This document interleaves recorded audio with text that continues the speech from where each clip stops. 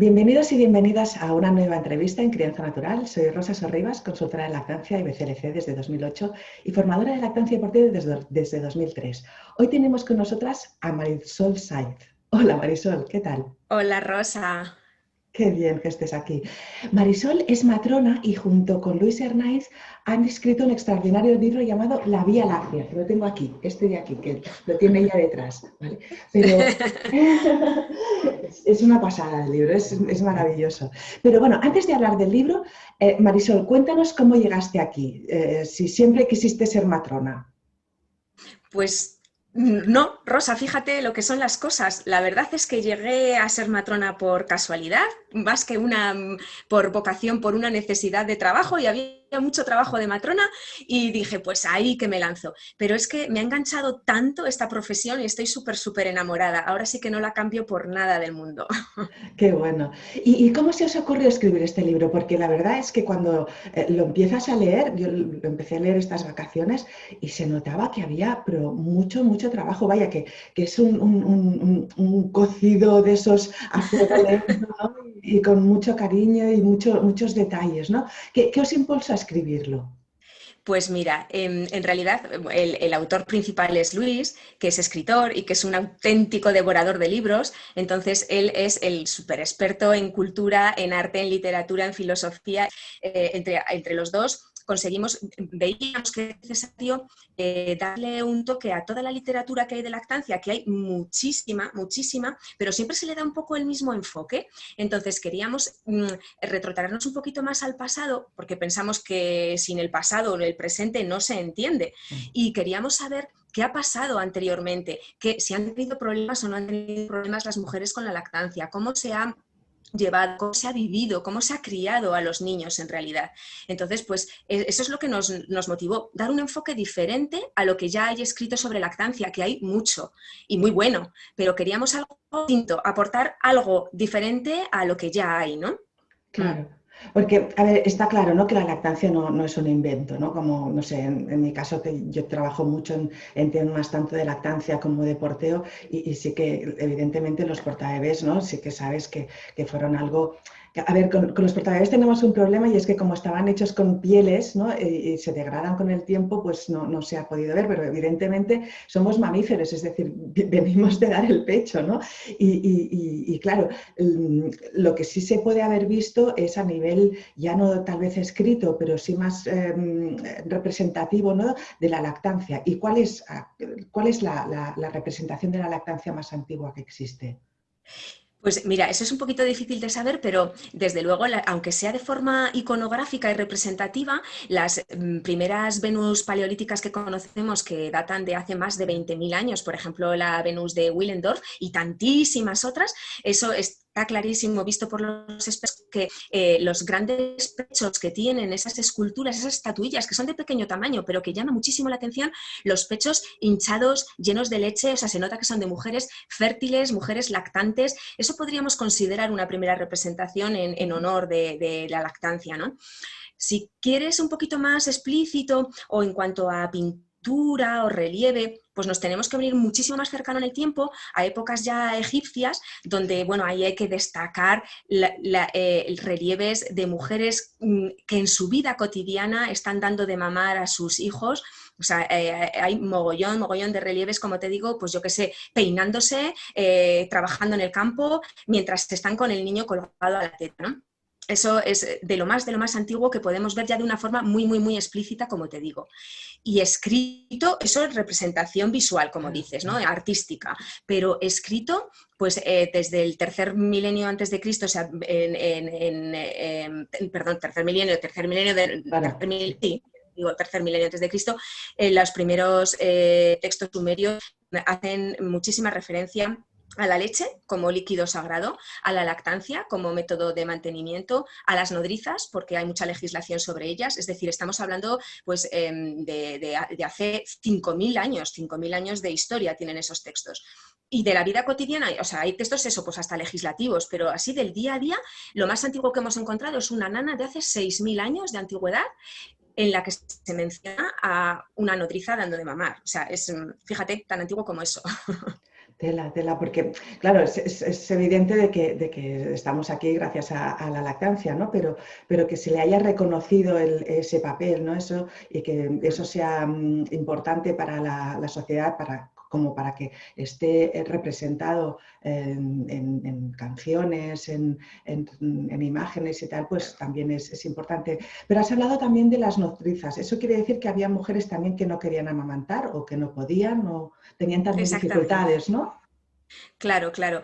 En realidad el uso de la nodriza es pues eso, tan antiguo como la civilización por una cuestión lógica, porque si una madre no puede dar de mamar a su hijo, era inevitable buscar a una mujer que lo pudiera amamantar. Hasta el descubrimiento de las leches artificiales, que eso ha sido en el siglo XIX, la única manera de que un bebé sobreviviera era buscar la leche de otra mujer o arriesgarse a dar leche de otros animales, en cuyo caso el resultado podía ser catastrófico. Entonces, el papel de la nodriza, es decir, de una mujer ajena a la madre que diera el pecho, era fundamental, fundamental.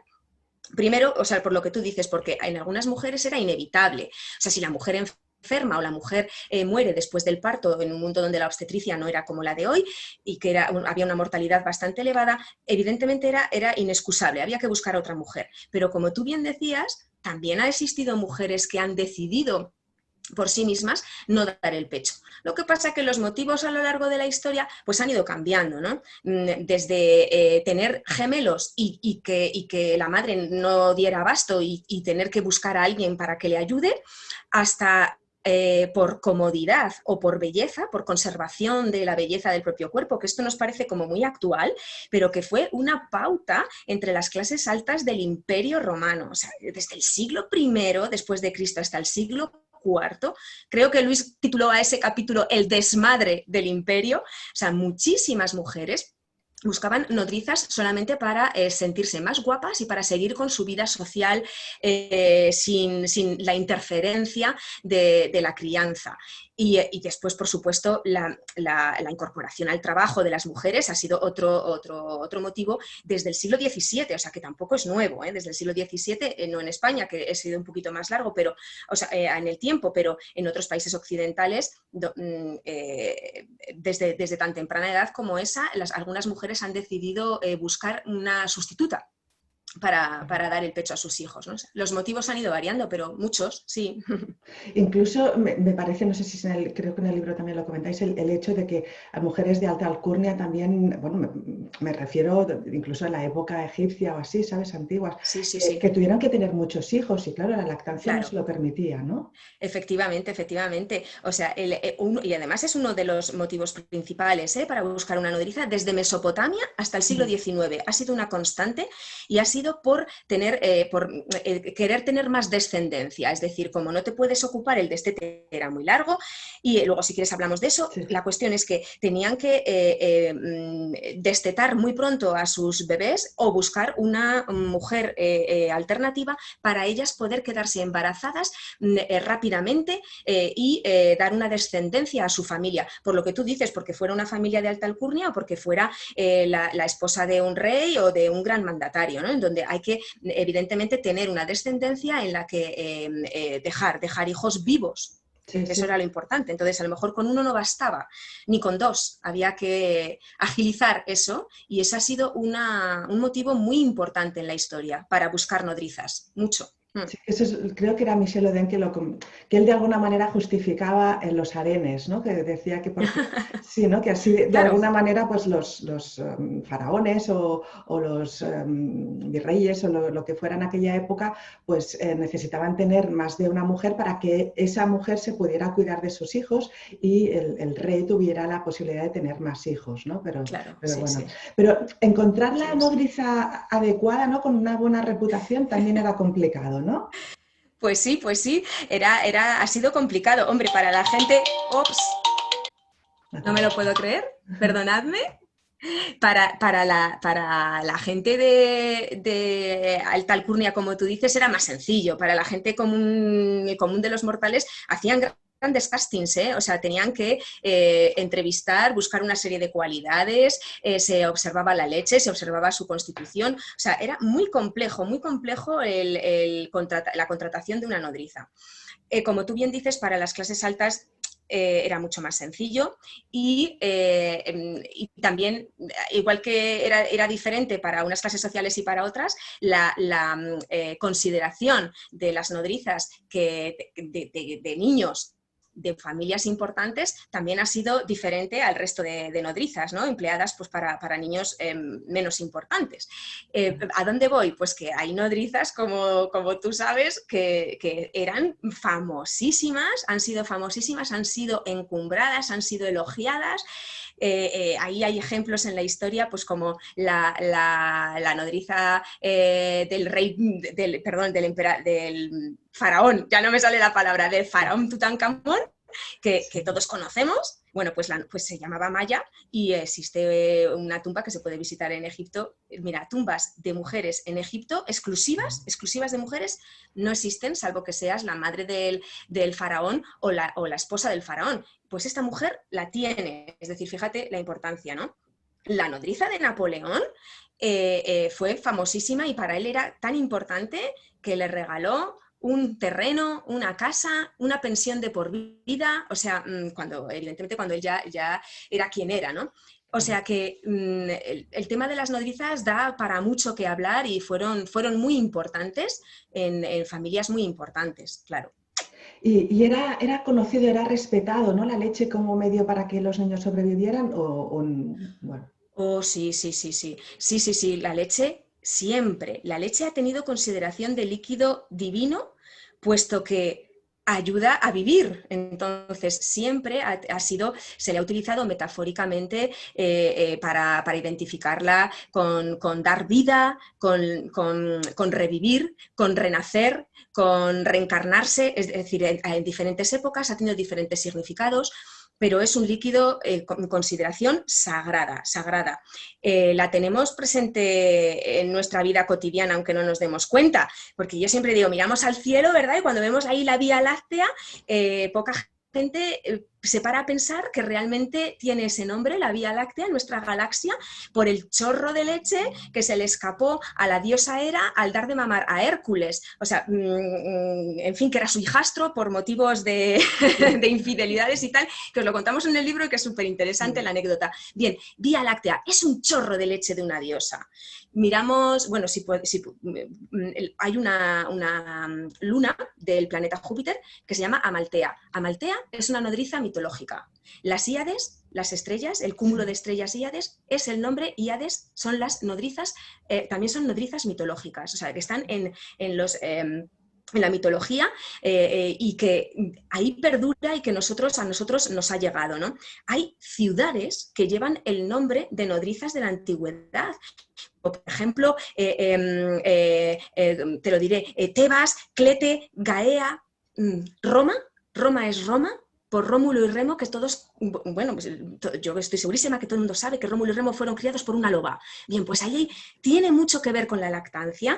¿Por qué esos niños fueron criados por una loba? ¿Qué significa la leche de las lobas? O sea, la leche siempre tiene detrás un porqué y un significado muy, muy, muy importante. Aquí volvemos a lo que decíamos de la reputación, ¿no? Porque lo de la loba se creía que era una prostituta, ¿no? Que también Sí. entonces sí, como... Sí, sí, en la historia os lo contamos porque, en fin, hay varias versiones de la leyenda. Seguramente tiene que ver con la crianza de esos niños y hay varias versiones que no os quiero desvelar, pero bueno, ahí están. Sí, puede ser una mujer, la loba puede que no sea una loba, puede que fuera una mujer la que realmente dio de mamar a esos gemelos. Hay muchos gemelos amamantados por lobas en la historia, muchos. Y tiene una lógica, ¿no? Claro. Y oye, y no olvidemos, estamos hablando de la importancia de la leche en la historia y en cómo nos ha quedado y cómo nos ha llegado este líquido sagrado hasta nuestros días. La leche de una mujer no solamente ha alimentado a todos los niños del mundo, sino que ha alimentado a adultos y también sirve como alimento. Mira, en la historia hay miles de ejemplos de adultos que han sido salvados gracias a la leche de una mujer. O sea, ahí tenemos una imagen iconográfica que se repite en el arte muchísimo, que es la caridad romana, y esto consiste en que una mujer da de mamar o a su padre o a su madre que está encarcelado y a punto de morir de inanición. Sí. Entonces, esta representación que viene de muy, muy, muy antiguo, nos ha quedado ahí y en el arte la podemos ver muchísimas veces. Cuando veáis siempre a un ancianito o una ancianita en una cárcel, encarcelado, con una mujer dándole la teta, es esta representación de la que os hablo. Hay hasta nuestros días, mira, recuerdo que a principios del 2000 hubo una mujer en un naufragio en la República Dominicana que dio de mamar durante 2 días a 16 personas y gracias a eso todos esos náufragos se salvaron. Ha habido muchos adultos que han mamado, bueno, de hecho, siempre se ha pensado que la leche todos sabemos que tiene muchas propiedades curativas, eso lo sabemos desde hace relativamente poco, cuando el análisis químico de la leche ya es muy exhaustivo. Pero siempre se ha conocido que la leche curaba enfermedades. Entonces, derivado de eso, ha habido muchos adultos y sobre todo gente importante y anciana a lo largo de toda la historia que ha buscado mujeres para poder mamar la leche y poder vivir más. O sea, la leche es dadora de vida y te da longevidad y te cura. O sea, te salva de muchos. Y te protege, te protege. Te protege, ahí está. Me contó una mujer que trabajaba en Estados Unidos con diferentes culturas, ¿no?, de las primeras naciones, ¿no?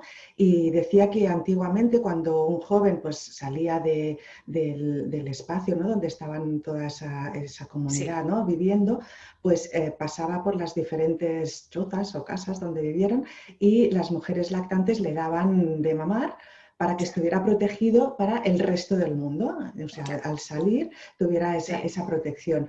Pero volvemos un poco a la lactancia normal, ¿no?, de los niños. A nivel histórico, ¿qué se sabe de la duración de la lactancia? Pues mira, sabemos que a lo largo de todas las épocas, todas las culturas, hasta bien entrado hasta mediados del siglo XX, el destete definitivo ha sido de 2 años. Es una constante. 2 años es la cifra que encontramos en todos los textos, como te digo, a lo largo de todo el mundo. Hay algunas excepciones, algunos grupos culturales que la lactancia se ha extendido más hacia los 7 años, 8 años, pero son zonas del planeta mucho más restringidas, más aisladas, donde no tenían animales domésticos para otros mamíferos de los que poder adquirir lácteos, y entonces en esas zonas se ha extendido un poquito más. Pues son zonas, muchos grupos culturales en América precolombina, los inuits, o sea, los esquimales, China, Japón, pues es zonas donde se ha prolongado durante más tiempo. Pero lo general, 2 años, el destete definitivo.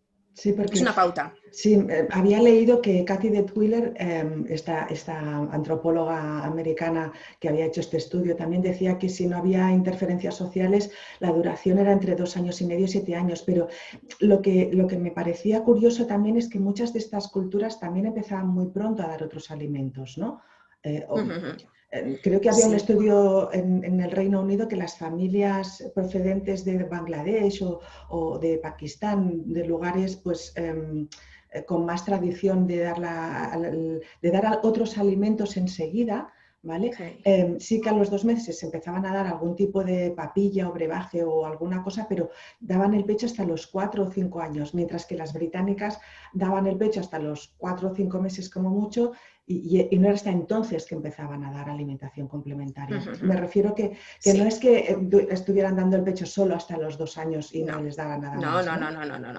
No, efectivamente, es como tú dices, cuando hablamos de 2 años hablamos del destete definitivo. La alimentación complementaria a lo largo de todo el mundo también hay una constante, y es que se ha iniciado o a los 6 meses aproximadamente o en la salida de los dientes, que es lo lógico, y por eso las sociedades no se inventan las cosas, es decir, hay una pauta y es lógico que eso sea así. Es verdad que ha habido un punto en la historia, pero bien entrado el siglo XVII, XVIII, donde los países anglosajones empezaron pues, a estudiar, a decir los beneficios de las pastillas y de los purés, y empezaron a introducir la alimentación, como tú bien dices, un poquito antes, entre 2-3 meses. Pero son esas zonas, sobre todo anglosajonas. En España esto no ha ocurrido nunca así, y en el resto del mundo, o sea, por lo general, general, la alimentación complementaria siempre se ha introducido sobre el medio año, aproximadamente, 6 meses. Y solamente son esas zonas y en un periodo de tiempo también muy pequeñito, como te digo, siglo XVII, siglo XVIII, que es un intento pues, de introducirlo antes. Con malos resultados pediátricos y también se daban cuenta de eso rápidamente y también se corregía, porque la medicina ya sabes que es así, una de cal y una de arena, estudiamos, creemos que mejoramos, luego a lo mejor hay que dar un paso para atrás, ya ha ocurrido en la historia.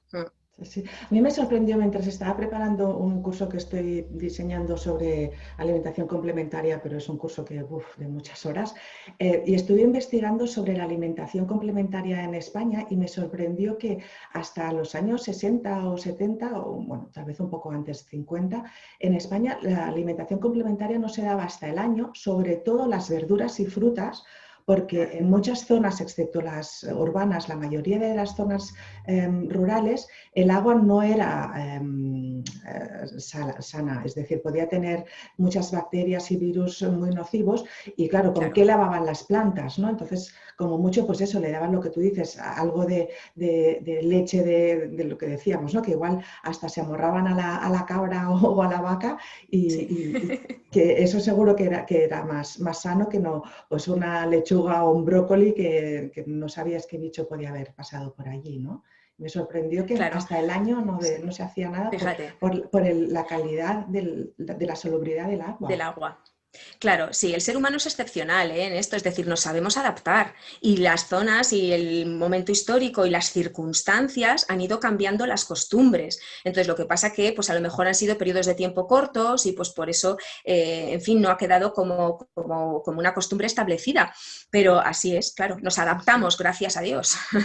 También hay mucha controversia en diferentes culturas, yendo incluso hasta más al principio, ¿no? El tema del calostro, ¿no? De si era bueno, ¿no? Si se le dejaba al bebé ayunar para que o incluso se les daban preparados raros, ¿no? Hasta que la madre pues tuviera la leche, ¿no? Que, como si el calostro fuera algo sucio, ¿no? ¿Por qué ocurría? Claro, sí, Rosa, sí. Lo del calostro ha sido increíble porque es súper antiguo, se ha desechado desde los primeros textos que encontramos anticalostro son del siglo IV antes de Cristo en textos pediátricos indios y indios de la India ha sido sorprendente, ha sido una pauta hasta el siglo XVII que encontramos una primera referencia española, por cierto, a favor del calostro del señor Alonso Ruices y Fontecha, un gran médico, y que dice que el calostro es bueno y que es lo primero que tienen que tomar los niños. Bien, puesto en todo ese periodo de tiempo, o sea, fíjate, siglos y siglos de la historia, se ha considerado que el bebé primero tenía que expulsar su meconio, es decir, tenía que hacer caca, tenía que vaciar su intestino antes de comer. Esto es la razón básica y fundamental por la que se le hacía ayunar o se le daban algunos alimentos purgantes. Purgantes como, fíjate, no hay nada más purgante que el calostro, eso hoy lo sabemos, sí. Pero antes el vino, la miel, mantequillas, etcétera, pensaban que con eso el bebé expulsaba antes el meconio y ya entonces estaba dispuesto a mamar de su madre. Eso era una razón, o sea, había que purgarlo primero. Otra razón era por comodidad de la madre, porque estaba muy exhausta después del parto y necesitaba descansar. Y otra razón era la propia impureza que se ha considerado siempre a una madre recién parida. O sea, él necesitaba, pues eso, ella expulsar sus propios loquios, expulsar sus propias sustancias impuras para después ya poder dar el calostro al bebé. Una constante a lo largo de todo el mundo y ya te digo, pues desde el siglo IV a.C. hasta el siglo XVII, así se ha considerado. Es que yo la verdad es que es de esos errores que ahora sabemos que cuanto más calostro se le dé, más posibilidades hay de tener una lactancia materna exitosa y de más duración. Y haber puesto un palo a la rueda tan fuerte, no me extraña que hubiera tanta mortalidad infantil.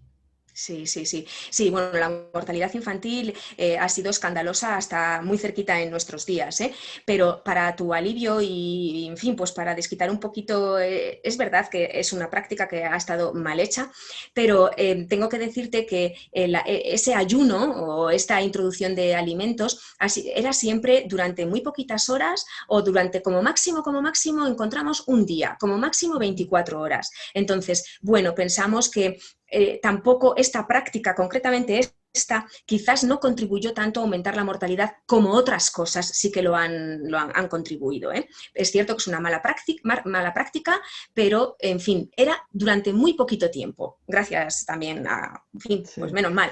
Sí, sí. Yo siempre he pensado, bueno, pues igual así, pues los que ya tenían algún problema, ¿no? ¿no? De que habían nacido con bajo peso o lo que sea, pues ya se los quitaban de encima, ¿no? Y solo sobrevivían los más fuertes, porque luego la vida no era como ahora, a ver, lo estamos pasando todos muy mal, pero no era en comparación como ha sido toda la vida humana hasta hace muy poco, ¿no?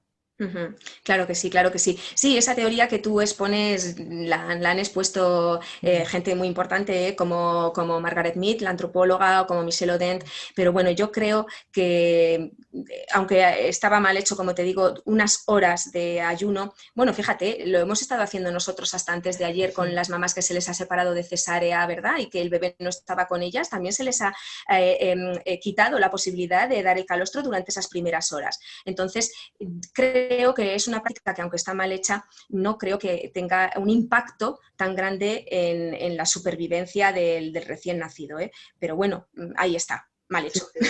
No, no, sí, luego se continúa con la lactancia. Sí, esto no sé quién lo decía, Claro. que el problema no era la falta de leche, sino la la accesibilidad a la leche artificial. Seguro que hay muchísimas anécdotas de lactancia de personajes históricos. ¿Nos puedes contar? ¡Oh! Sí, sí, sí. Pues por ejemplo, a ver, ¿qué te cuento? Todo el mundo conoce a los emperadores romanos, a Calígula y a Nerón, ¿no? Sí. Segurísimo. Y todos, estoy segura que si les preguntamos incluso a los niños cómo estaban estas personas, estaban, pues como tú bien dices, bastante piradas y tenían bastante mala leche. Fíjate la expresión maravillosa de la mala leche. ¿Por qué parece ser que esta gente era tan mala? Pues porque decían que ambos habían tenido nodrizas y que ambas sangraban de sus pechos y, por lo tanto, tanto Calígula como Nerón mamaban sangre de los pechos de sus nodrizas. Y eso te hace como un poco malo, retorcido, un poco piradillo.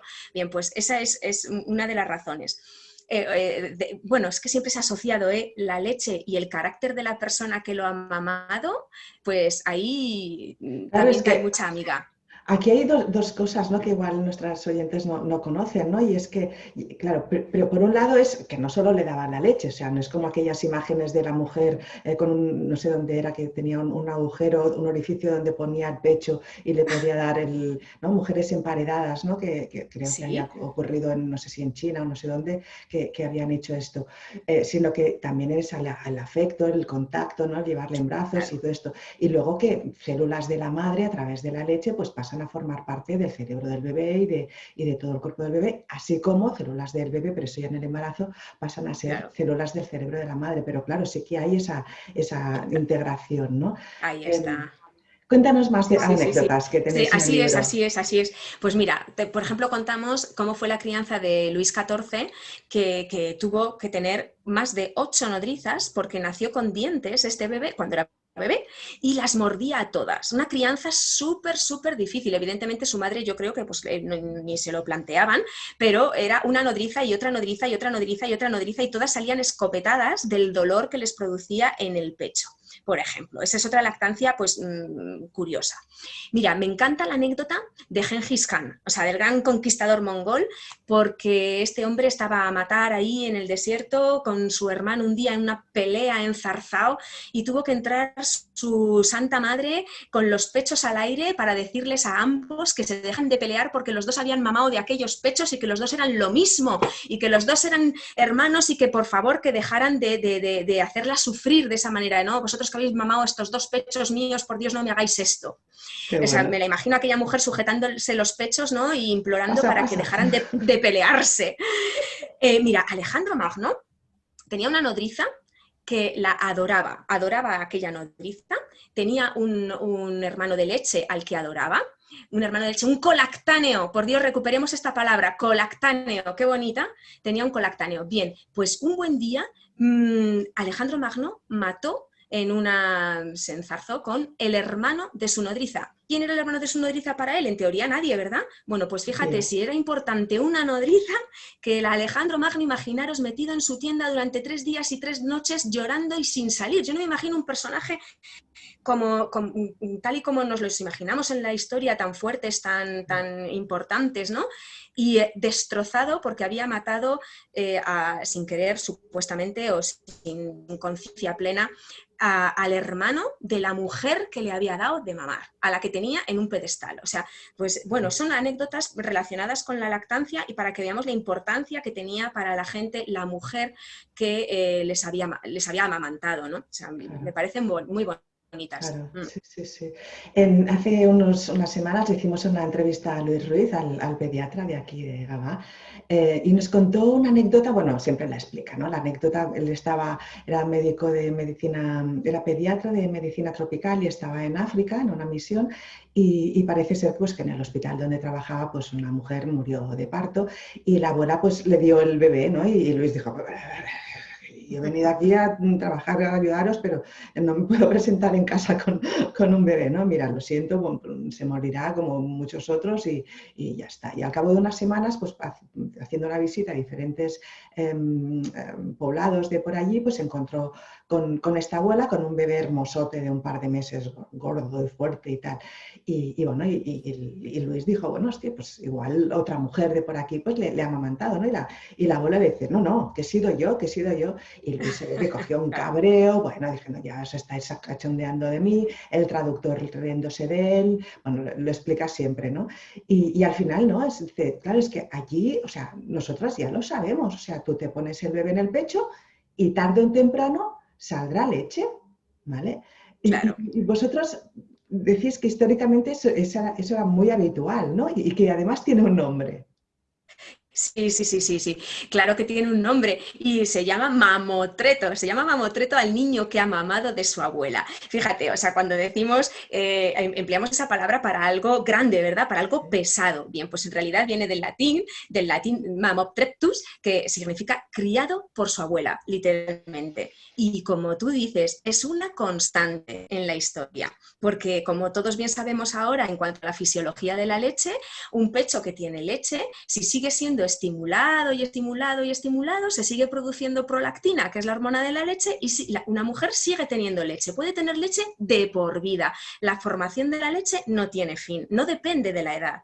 Entonces hemos encontrado, pero muchísimas abuelas, es una constante, pues eso, hasta la actualidad, muchísimas abuelas que han dado el pecho. Las dos más longevas que hemos conseguido registrar es una italiana de 1478, creo recordar, que se llama Monna Tanzia. Esto está todo documentado en textos médicos, ¿eh? Es decir, que esta mujer a sus 75 años dio de mamar a una nieta porque estaba o enferma o había fallecido, no recuerdo bien, su hija en el parto.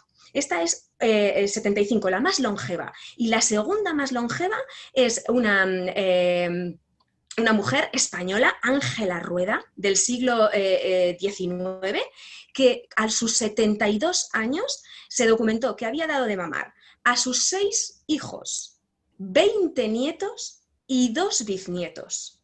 Se pasó toda la vida amamantando a todos los niños de su familia. Son las dos más longevas que hemos encontrado, pero como tú dices, es una constante hasta la actualidad. O sea, es posible y no es ninguna cosa rara, puesto que fisiológicamente es absolutamente natural y posible, claro. Porque es que esa es, ¿no? La idea principal es que al final, si insistes en sacar leche, pues al final sale, ¿no? Pero esto es algo que parece que a muchas madres se les ha olvidado o nos han hecho olvidar. Sí, efectivamente. O sea, la gente no lo sabe. Por eso este libro puede contribuir a algunas madres a hacerles entender pues algunas cosas incluso de la fisiología, ¿no? Y de la forma natural de funcionamiento del pecho. O sea, sí, es natural, sí se nos ha olvidado. E incluso de un hombre, porque, a ver, el caso de la mujer trans que lleva, bueno, un hombre que llevaba 6 años hormonándose, que no sé si conoces la historia, que es un poco rocambolesca, Alaska. Sí, sí, sí. ¿Vale? Un chico que llevaba 6 años hormonándose, su pareja, que era una mujer, pues se quedó embarazada, no le quería dar el pecho y él dijo, bueno, pues yo. Voy a intentarlo. Sí, le funcionó, ¿no? Sí, Pero sí. claro, en este caso fue casualidad porque él ya llevaba 6 años hormonándose. Claro. ¿Realmente hay casos en la historia de hombres que den el pecho? Pues sí, Rosa, sí, sí, sí los hay y también documentados médicamente. Y como tú bien dices, o sea, para que un hombre pueda dar el pecho se necesitan una serie de requisitos. O sea, necesitamos hormonas que esas las consigues de forma natural con la estimulación del pecho, como estábamos diciendo, como es el caso de las abuelas. En el caso de este chico que tú dices, la administración de hormonas era externa, pero da igual, las hormonas están presentes de una forma natural o de una forma externa. Y el problema, bueno, no el problema, sino que también el truco está en que los hombres, para poder desarrollar leche, no cualquier hombre puede desarrollar leche, Claro. pero algunos, ¿por qué sí algunos y por qué ha quedado en la historia? Porque tienen ginecomastia, es decir, tienen un desarrollo de la glándula mamaria más parecido a una mujer que a un hombre. Porque por muchas hormonas que tú tengas, si no tienes células, glándula a la que, donde vaya a funcionar la hormona, la celulita de la mama es lo que produce la leche. Entonces necesitamos el estímulo, la hormona, y también necesitamos las células productoras de la leche. Entonces, claro que hay hombres que lo han hecho y que ha quedado así documentado. En el libro recogemos varios y muy interesantes, pero a mí me gusta muchísimo un hombre venezolano del siglo XIX que tenía 32 años,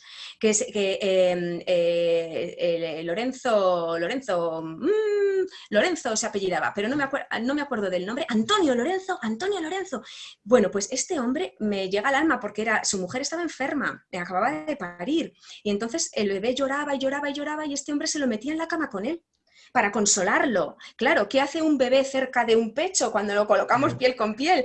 Un autoenganche, ¿no? Entonces, este bebé se enganchaba a su padre como lo hubiera hecho de su madre. ¿Qué ocurrió con el paso de las semanas? Formó leche. Seguramente este señor, no lo sé, pero seguramente no lo sabemos nadie, tenía cierta glándula mamaria. Amamantó a ese niño y las crónicas médicas han dejado constancia de que al cabo de 5 meses que el bebé ya se había destetado, seguía teniendo leche. O sea que efectivamente fue una lactancia efectiva, o sea, completamente efectiva. Y muchos más casos que dejamos descritos en el libro. Pero que quede claro que no cualquier hombre puede amamantar, porque cuando pasó No, este caso fue en plan, bueno, pues ahora ya todas las parejas, ¿no? Ya, no, pues, no, no, no. no, no, no. Así que ahí apuntamos en el libro, lo dejo también como incógnita. Entonces, ¿por qué los hombres tienen pecho y pezón? ¿Por qué? Claro, claro. Sí, sí, sí, sí. Pero efectivamente no todos pueden hacerlo, ni mucho menos. ¿Qué similitudes encontráis entre la lactancia histórica y la actual? Porque han cambiado mucho las cosas, ¿no?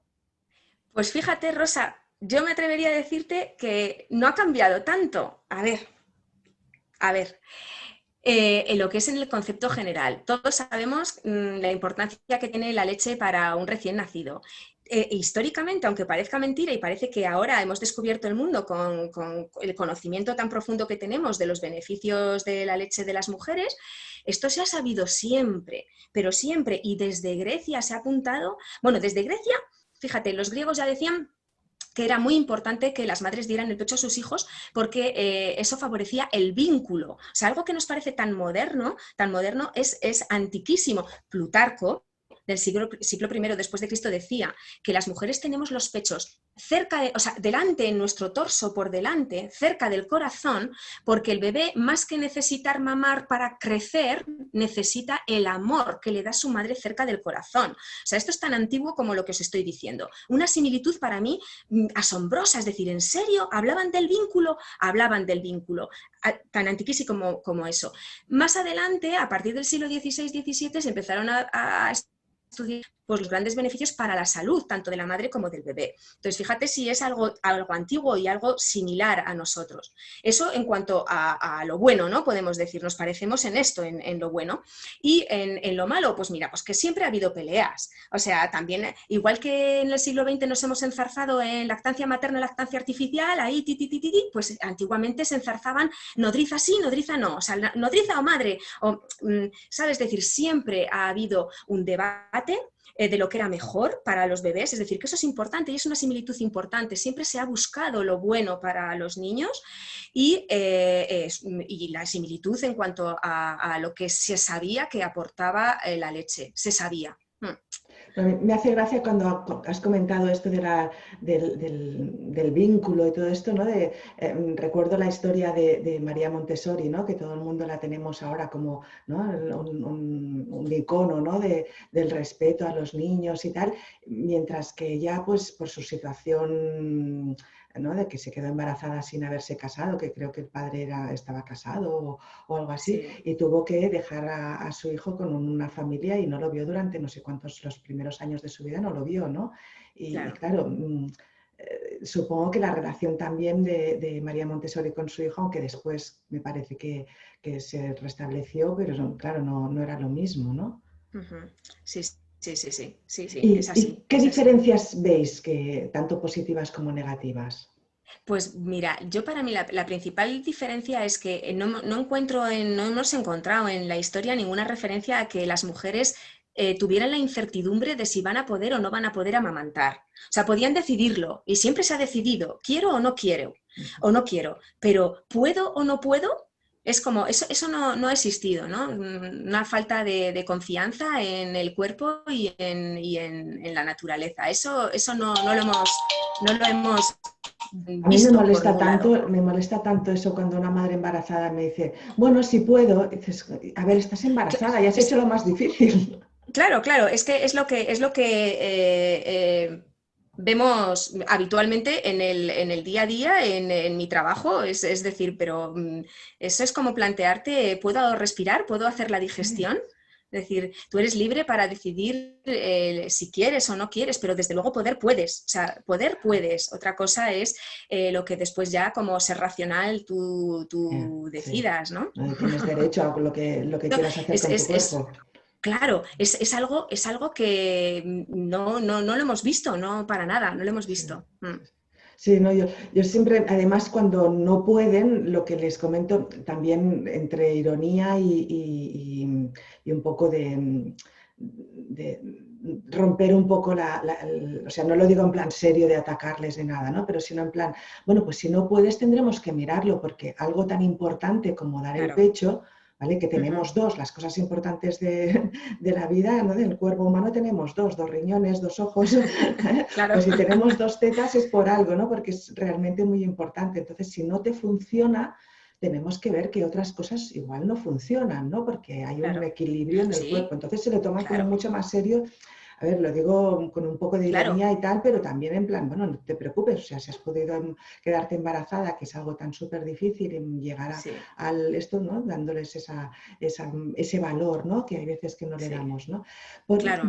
No darle valor, eso era mi siguiente pregunta, porque tanto la literatura como el cine parece que no favorecen ni la lactancia ni los partos, ¿no? Hace poco que he estado viendo la serie esta de Anne with an E, ¿no? No sé si en castellano se dirá Anne con una N o algo así. Sí, Y en esta serie aparecen un montón de biberones porque la madre fallece de sepsis y está basada en 1890, o sea, que en aquella época no sé qué debían poner, pero es que incluso en Los Pilares de la Tierra, que ocurre, creo que es a mediados del siglo XII, al bebé amamantado, que luego es uno de los protagonistas, arquitecto y tal, le dan leche de una cabra, ¿no? ¿Realmente eso era posible? ¿No se morían todos?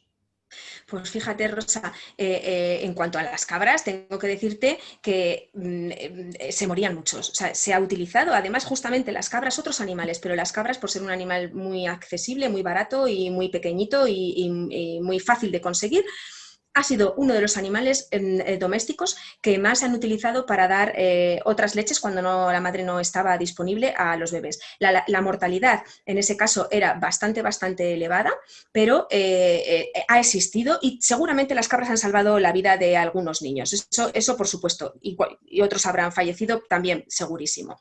Eso es así. Entonces, en este caso que estás mencionando de esta peli, que en realidad es un poco fiel a la novela histórica y que ahí sí que en la Edad Media recogen esto de las cabras, eso es real, eso es real. Lo que pasa que por lo general en el cine, por varios motivos, no se ha recogido de una manera muy fidedigna lo que ha ocurrido, ¿no? Por diferentes motivos, como te digo, sobre todo pues porque en el cine americano durante una época muy amplia, entre los años 1934, 30 y pico hasta el 60 y pico, regía el Código Hays con una moral muy estricta, el cine americano, y entonces no se podía mostrar a una mujer dando el pecho, a una mujer pariendo, como tal y como en realidad era. Ahora mismo, gracias que el cine ha cambiado un poquito, eso ya no está presente y ya se muestran unas lactancias mucho más naturalizadas y mucho más fidedignas a lo que está pasando. Entonces, el cine es verdad, como tú bien dices, que no lo muestra mucho. Lo de los partos es también, lo de los nacimientos es terrible, es muy difícil de ver en el cine un parto en realidad que se ajuste algo a la realidad. Tengo que convencer a Luis para que en uno de estos múltiples proyectos que tiene escriba una historia cultural del nacimiento, porque me parece también imprescindible, porque la gente no conoce lo que hay lo que es en torno a la realidad del nacimiento y del parto. Esto del cine, pero en la literatura tengo que decirte que nosotros sí que encontramos escenas muy fieles a lo que ha sido la historia a lo largo de los tiempos, en todas las épocas, en textos medievales, en textos renacentistas, en muchas autobiografías, en muchos textos que cuentan la vida de la gente. Creemos que sí se ajusta y que sí, que son escenas que nos pueden ayudar.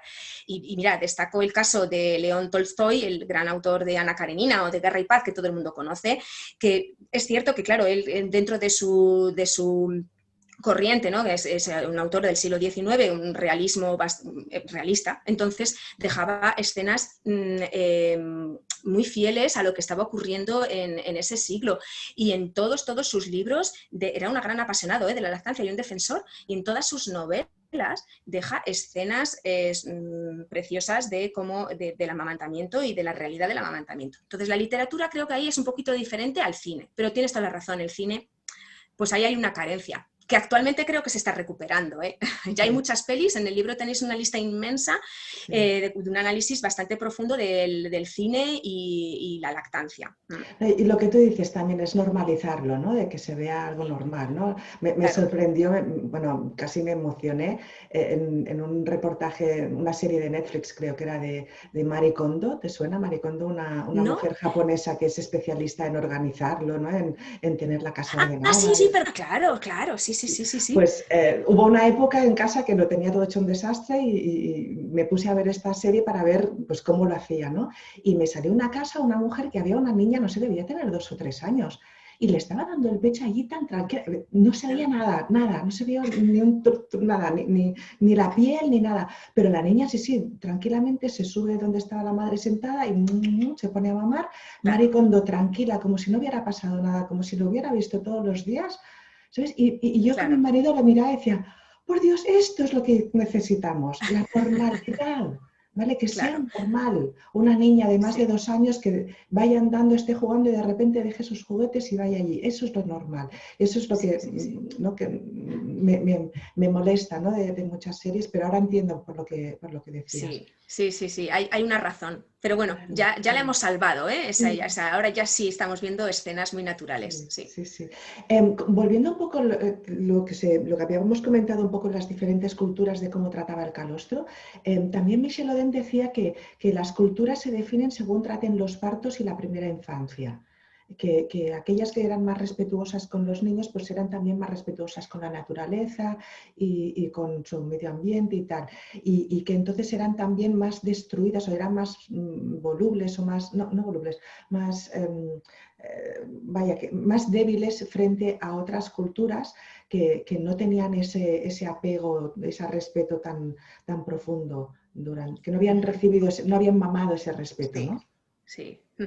Sí, sí, sí, claro que influye la lactancia, influye en las sociedades, influye culturalmente, por supuesto, pero influye igual que cualquier otro aspecto antropológico, o sea, influye muchísimas cosas en nuestra vida. No podemos caer pues, en la tentación de pensar que la lactancia es lo más importante de la vida del hombre. No, sería de verdad, yo creo que un gran error. Es importante, pero igual que influye tantos aspectos de nuestra vida. Entonces, pues bueno, pero sí, ahí está la influencia, claro. Sí, eso lo comentábamos con una amiga bueno, tiene mucha relación con África y me comentaba bueno, que nosotros aquí pensamos de una manera como muy romántica, ¿no? Muy romanticista de la lactancia, ¿no? De la mamá, ¿no? La Virgen María dándole el pecho y no sé qué y tal. Sí, Y bueno, a ver, allí pues sí le dan el pecho como que le quitan los mocos, o sea, es algo más, claro, no tiene ese halo ¿no? De romanticismo, de amor. claro, Eso también claro. lo habéis visto. Totalmente, totalmente. Es que forma parte, por eso, mira, las escenas de Egipto esto lo apoyan, pero plenamente, daban el pecho, pero sin más miramientos, es decir, formando parte del resto de su actividad y sin darle tanto bombo, ¿no? Que es lo que tú estás diciendo. Eso no es quitarle No, importancia, no, eso no es no. quitarle No. importancia, pero es cierto que de una forma muy integrada en la vida y de una forma muy natural. Entonces, es totalmente cierto eso que dices y se ve, y la historia ha dejado constancia de eso, ¿no?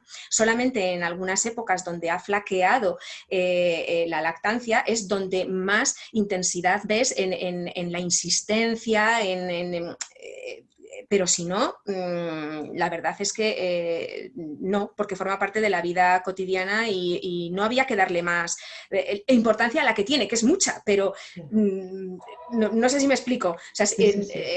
es naturalizarlo y formando parte pues, de la vida, igual que es importante que comamos, porque si no nos morimos, ¿verdad? Pero Claro, sí, comemos sí. sin remarcar que comemos. Pues eso es lo mismo. Sí, sí. No, incluso, esto no lo habíamos comentado, pero también pienso en estas psicólogas o activistas o lo que sea en contra de la lactancia, ¿vale? Como en plan de que la lactancia es algo que carga a la mujer, ¿no? Lo hemos hablado también con Esther Vivas, ¿no? La periodista que es tan activista también y hablando también de cómo el feminismo, ¿no? ha hecho tanto daño también a la maternidad biológica, ¿no? De que no por que las mujeres seamos diferentes tenemos que parecernos más a los hombres, todo esto. ¿Esto también se ha visto en la historia? Sí, sí, claro, se ha visto en el siglo XX, es decir, que hay mujeres que se han visto siempre, bueno, en el siglo XX y anteriormente, porque si echas un poquito también la vista atrás, lo que pasaba en Roma, lo que pasó en el Renacimiento, también tenía que ver con esto, es decir, ha habido épocas donde la mujer ha querido liberarse de las cargas que la maternidad supone, cargas, no me entendáis con un sentido despectivo de la palabra, sino que evidentemente la crianza supone un compromiso y supone una dedicación en tiempo. Entonces, hay mujeres que no han estado dispuestas a invertir ese tiempo en esta actividad y, por lo tanto, han buscado siempre las maneras de que sus hijos siguieran adelante, pero con ellas un poquito en un segundo plano. Entonces, esto nosotros no entramos ni a criticarlo ni a no criticarlo. La cuestión está en que está ahí, que está históricamente y que está volviendo a ocurrir. Ocurrió en el siglo XX con el feminismo, pero que no es nuevo. Es decir, que antes no se llamaba feminismo, pero que ha habido muchas épocas donde las mujeres han reivindicado su espacio, por lo que sea, para dedicarse al trabajo fuera de casa o para dedicarse a jugar una partida de cartas con sus amigas. O sea, los motivos han sido diferentes a lo largo de la historia pero ahí están y no es nuevo y efectivamente ha sido una de las causas por las que las mujeres han decidido libremente que en un momento dado no querían criar a sus hijos, ¿no? Sí, no es nuevo, no es nuevo, Sí, ¿eh? sí, No es sí, sí. nuevo y ahí ha estado desde muy antiguo. ¿Qué has aprendido con este libro que crees que deberíamos cambiar? ¿No? Lo que decías de la confianza en que sí se puede dar el pecho y estas Sí, cosas. sí, sí. Es que esa es la palabra clave, Rosa, la que dices, es confianza, es que las mujeres sepan lo que ha habido, que las mujeres sepan que son capaces de amamantar a sus hijos si así lo desean, sin ningún problema. Hay muy poquitas, como tú bien sabes, como sabéis todos las IBCLCs, hay muy poquitas mujeres que tienen un problema físico que realmente impide una lactación. Existen, pero son mínimas, es un porcentaje mínimo, mínimo. Y esto es lo que nos enseña la historia, es decir, que siempre ha estado ahí, que se sabe que es el alimento más adecuado para nuestra especie y que las mujeres son plenamente capaces de hacerlo. Eso es lo que a mí me enseña esto y también me enseña a ser un poco más humilde para saber que no hemos descubierto el mundo, que nuestros conflictos o nuestras luchas internas con quiero o no quiero o leche artificial o no, han estado presentes de alguna manera, que no son inventos nuestros, que no somos más listos ahora que los egipcios y que las mujeres en realidad seguimos siempre, pues tenemos nuestros mismos inquietudes y nuestros mismos conflictos, ¿sabes? Aquellas y nosotras, y que a todas se nos pasan por la cabeza las mismas dudas, a todas. Pero la confianza es, vamos, o sea, ninguna egipcia se planteó, ¿tendré leche o no tendré leche? Sabía que la tenía. Ya que decidiera darla o no darla es otra cosa, pero sabía que la tenía. Y hay mujeres que eso ahora mismo no lo saben. Ahora voy a preguntarte algo que no sé si vas a querer responder y si quieres lo cortamos. El tema frenillo, Sí. porque hay gente que dice que es una moda y hay gente que no, que ya dice que ya en la Biblia ya existe, ya se habla de frenillos.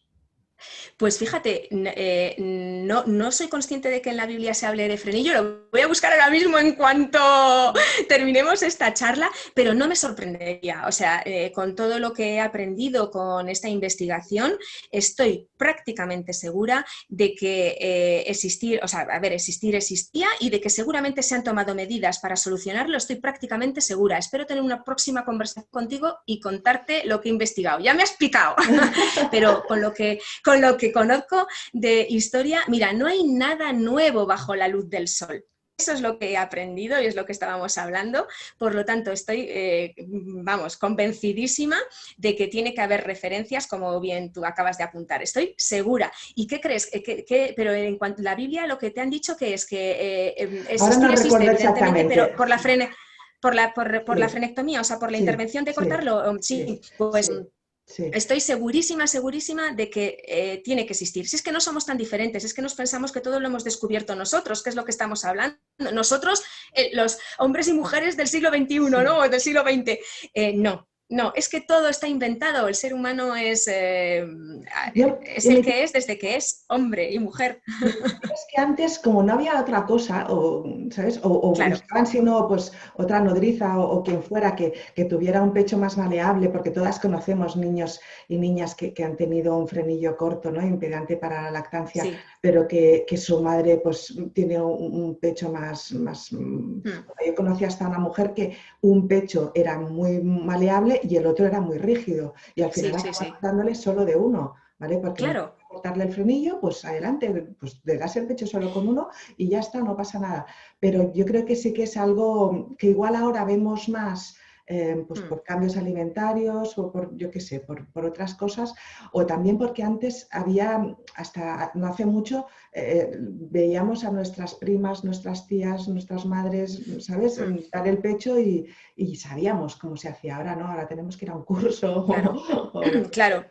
Claro, mira, sí, probablemente incluso a lo mejor no hay muchas referencias. Existir, yo creo que tiene que existir, es decir, es una alteración anatómica, igual que las alteraciones anatómicas no son nuevas, así no son propias del siglo XX ni no son propias del siglo XX, es decir, o las tenemos. Estoy segura que la patología, es decir, la característica sí. del frenillo seguramente ha existido. De hecho, estoy ahora, según estamos hablando, pues recapacitando, ¿no? ¿Por qué han existido artilugios para poner en el pecho tipo pezonera, tipo sacaleches? En el libro hablamos de la historia del sacaleches, de la historia de las pezoneras, de la historia de los biberones, es decir, artilugios para apoyar las lactancias dificultosas también existen desde el principio de los tiempos. Por lo tanto, dificultades ha habido. Y soluciona esas dificultades también. Hemos analizado muchas de esas dificultades. El frenillo, como te digo, no han dado como tal, pero seguro que está. Y, o sea, que existir existe. Y eso, lo que quería puntualizar es eso, que lo que sí que está clarísimo y documentado son todos esos artilugios para ayudar. Por lo tanto, lo bueno de esto no es que exista la alteración, ¿no?, en la lengua, sino que el ser humano se ha buscado los medios de tratar de alimentar a aquellos niños que tenían una dificultad, la que fuera, frenillo o una madre con un pezón con determinadas características, etcétera. Mastitis, la historia de la mastitis también es tremenda porque, claro, ahora tenemos antibióticos, pero antiguamente no. Y se ha salvado estas patologías, se han salvado porque siempre han existido. O sea, siempre han existido. Sabes que a las mastitis las llamaban el pelo, porque se pensaban que la mastitis aparecía porque las mujeres se tragaban un pelo comiendo y entonces el pelo es lo que causaba la infección en la leche. Y eso ha sido así hasta antes de ayer, o sea, a principios, bien avanzado, los textos de bien avanzado del siglo XX siguen hablando del pelo como causante de la mastitis. Todas esas alteraciones están, pero gracias a nuestra inteligencia, siempre el ser humano ha sabido solventarlas. Entonces, ahí está, estudiaré el frenillo. Yo me hizo gracia en un curso, no sé quién comentó que había, en caso de ingurgitación, ¿no?, o de mastitis o algo así, que había siempre el abuelete del pueblo, ¿no?, alguien que no tenía dientes, ¿no?, que delante del cura, ¿no?, mamaba de la mujer para sacarle pues esa ingurgitación, ¿no? Sí. Y es lo que dices, que al final la cultura humana, o sea, el ser humano se ha buscado la vida de la manera que ha podido Así es. para sobrevivir. Qué bien. ¿Hay algo que Así te es. gustaría comentar que no te haya preguntado? Ya hemos hablado Pues de... no, Rosa, creo que hemos hecho un repaso estupendo, que recomiendo a todo el mundo que le interese el tema, que lea el libro, que hay Sí. muchísimos más detalles, pero que los has dejado todos, yo creo, muy bien apuntados, y os agradecemos, tanto Luis como yo, pues esta oportunidad de contaros alguna cosilla interesante, especialmente a ti. Gracias, muchas gracias, Rosa. Nada más. Al revés, muchísimas gracias por tu amabilidad en dedicarnos tu tiempo. Muchas gracias a todos y a todas por asistir o vernos en diferido, y recordad suscribiros si queréis volver a ver este webinar o acceder a todos los anteriores en crianzanatural.com/podcasts.asp. Y si estás embarazada, tienes ya niños o niñas o trabajas con ellos o simplemente quieres cuidarte, no te lo puedes perder. Cada jueves a las 6 de la tarde nos vemos en una nueva interesante entrevista. Visita nuestras redes sociales para saber quiénes tendremos esta semana. Gracias.